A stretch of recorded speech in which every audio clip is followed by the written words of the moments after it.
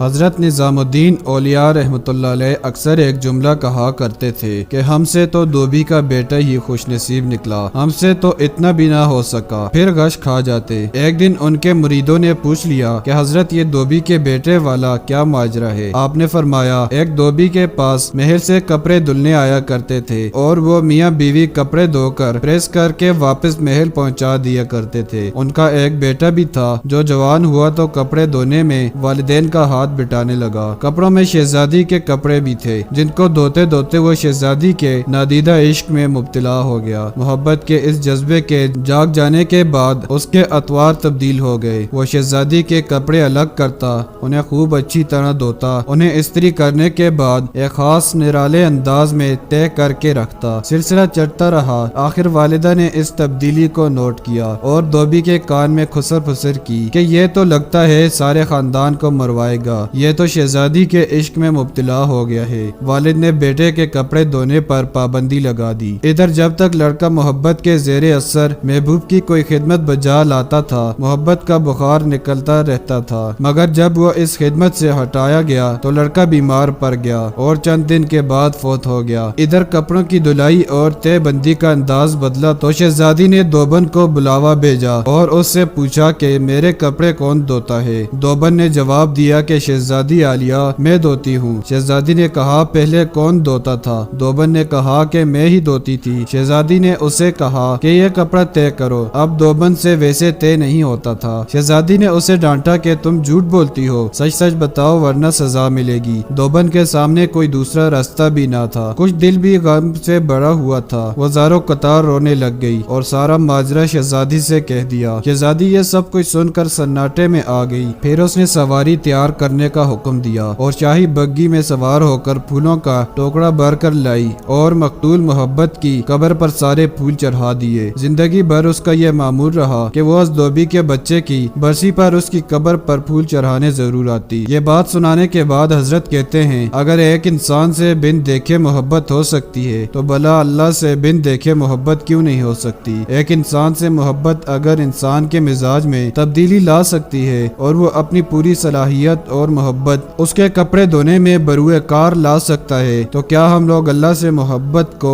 اس کی نماز پڑھنے میں اسی طرح دل و جان سے نہیں استعمال کر سکتے کیا؟ مگر ہم بوجھ اتارنے کی کوشش کرتے ہیں۔ اگر شہزادی محبت سے طے شدہ کپڑوں کے انداز کو پہچان سکتی ہے تو کیا رب کریم بھی محبت سے پڑھی گئی نماز اور پیچھا چھڑانے والی نماز کو سمجھنے سے عاجز ہے؟ حضرت نظام الدین اولیاء پھر فرماتے ہیں وہ دھوبی کا بچہ اس وجہ سے کامیاب ہے کہ اس کی محبت کو قبول کر لیا گیا، جبکہ ہمارے انجام کا کوئی پتہ نہیں، قبول ہوگی یا منہ پر مار دی جائے گی۔ اللہ جس طرح ایمان اور نماز روزے کا مطالبہ کرتا ہے اسی طرح محبت کا تقاضا بھی کرتا ہے۔ یہ کوئی مستحسب نہیں، فرض ہے، مگر ہم غافل ہیں۔ پھر فرماتے اللہ کی قسم اگر یہ نمازیں نہ ہوتی تو اللہ سے محبت کرنے والوں کے دل اسی طرح پھٹ جاتے جس طرح دھوبی کے بچے کا دل پھٹ گیا تھا۔ یہ ساری رات کی نماز ایسی نہیں پڑھی جاتی، کوئی جذبہ کھڑا رکھتا ہے۔